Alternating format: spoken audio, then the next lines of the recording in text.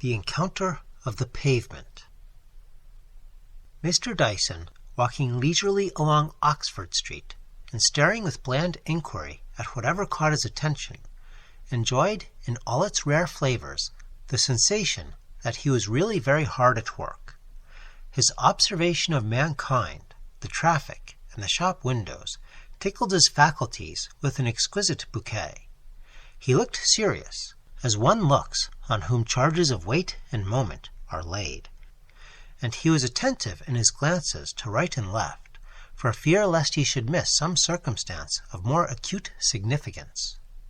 He had narrowly escaped being run over at a crossing by a charging van, for he hated to hurry his steps, and indeed the afternoon was warm, and he had just halted by a place of popular refreshment when the astounding gestures of a well-dressed individual on the opposite pavement held him enchanted and gasping like a fish. A treble line of hansoms, carriages, vans, cabs, and omnibuses was tearing east and west, and not the most daring adventurer of the crossings would have cared to try his fortune.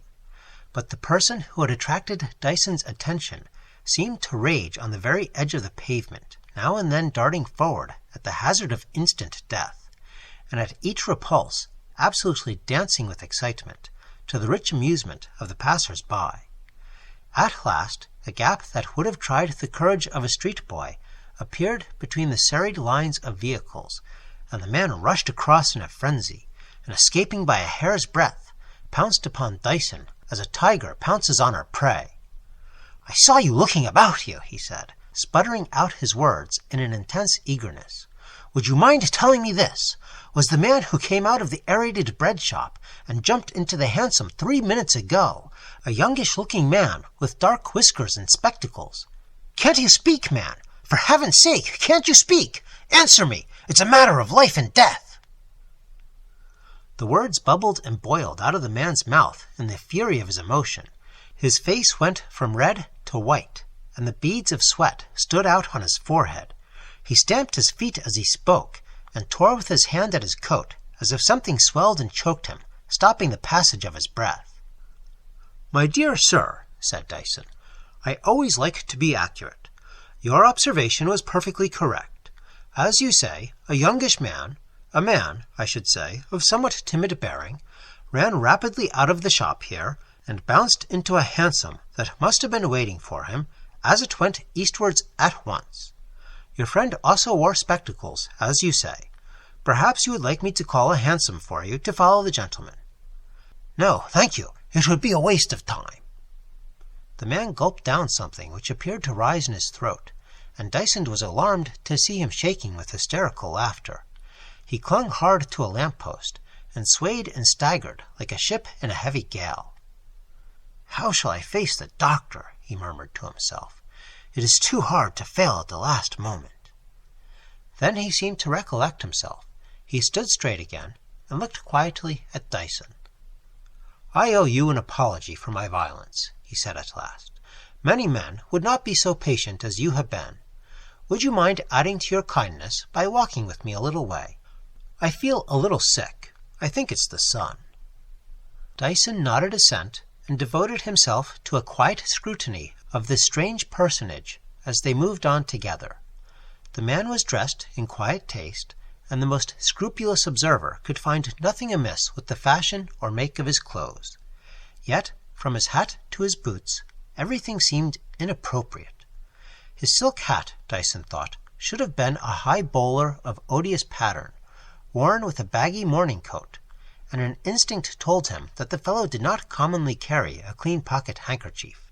The face was not of the most agreeable pattern, and was in no way improved by a pair of bulbous chin-whiskers of a ginger hue, into which moustaches of like color merged imperceptibly. Yet, in spite of these signals hung out by nature, Dyson felt that the individual beside him was something more than compact of vulgarity. He was struggling with himself, holding his feelings in check, but now and again passion would mount black in his face, and it was evidently by a supreme effort that he kept himself from raging like a madman. Dyson found something curious and a little terrible in that spectacle of an occult emotion thus striving for the mastery, and threatening to break out at every instant with violence, and they had gone some distance before the person whom he had met by so odd a hazard was able to speak quietly. "You really are very good," he said. "I apologize again. My rudeness was really most unjustifiable. I feel my conduct demands an explanation, and I shall be happy to give it to you. Do you happen to know of any place near here where one could sit down? I should really be very glad." "My dear sir," said Dyson solemnly, "the only café in London is close by. Pray do not consider yourself as bound to offer me any explanation, but at the same time I should be most happy to listen to you. Let us turn down here." They walked down a sober street and turned into what seemed a narrow passage past an iron-barred gate thrown back. The passage was paved with flagstones and decorated with handsome shrubs in pots on either side, and the shadow of the high walls made a coolness which was very agreeable after the hot breath of the sunny street. Presently the passage opened out into a tiny square, a charming place, a morsel of France transplanted into the heart of London. High walls rose on either side, covered with glossy creepers. Flower beds beneath were gay with nasturtiums, geraniums, and marigolds, and odorous with mignonette.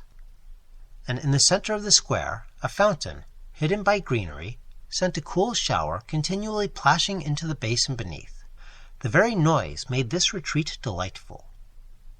Chairs and tables were disposed at convenient intervals, and at the other end of the court broad doors had been thrown back. Beyond was a long dark room, and the turmoil of traffic had become a distant murmur. Within the room 1 or 2 men were sitting at the tables, writing and sipping, but the courtyard was empty. "You see, we shall be quiet," said Dyson. "Pray sit down here, Mr. Wilkins. My name is Henry Wilkins. Sit here, Mr. Wilkins. I think you will find that a comfortable seat. I suppose you have not been here before. This is the quiet time. The place will be like a hive at 6 o'clock, and the chairs and tables will overflow into that little alley there." A waiter came in response to the bell, and after Dyson had politely inquired after the health of Monsieur Annibal, the proprietor, he ordered a bottle of the wine of Champigny.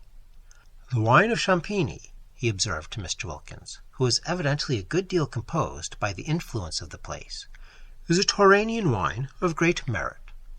Ah, here it is. Let me fill your glass. How do you find it?" "Indeed," said Mr. Wilkins, "I should have pronounced it a fine Burgundy. The bouquet is very exquisite. I am fortunate in lighting upon such a good Samaritan as yourself. I wonder you did not think me mad, but if you knew the terrors that assailed me, I am sure you would no longer be surprised at conduct which is certainly most unjustifiable." He sipped his wine and leant back in his chair, relishing the drip and trickle of the fountain, and the cool greenness that hedged in this little port of refuge. "Yes," he said at last, "that is indeed an admirable wine. Thank you. You will allow me to offer you another bottle." The waiter was summoned, and descended through a trap door in the floor of the dark apartment, and brought up the wine. Mr. Wilkins lit a cigarette, and Dyson pulled out his pipe. "Now," said Mr. Wilkins, "I promised to give you an explanation of my strange behavior. It is rather a long story, but I see, sir, that you are no mere cold observer of the ebb and flow of life. You take, I think, a warm and an intelligent interest in the chances of your fellow creatures, and I believe you will find what I have to tell not devoid of interest." Mr. Dyson signified his assent to these propositions, and, though he thought Mr. Wilkins' diction a little pompous, prepared to interest himself in his tale. The other, who had raged with passion half an hour before, was now perfectly cool, and when he had smoked out his cigarette, he began, in an even voice, to relate the novel of the Dark Valley.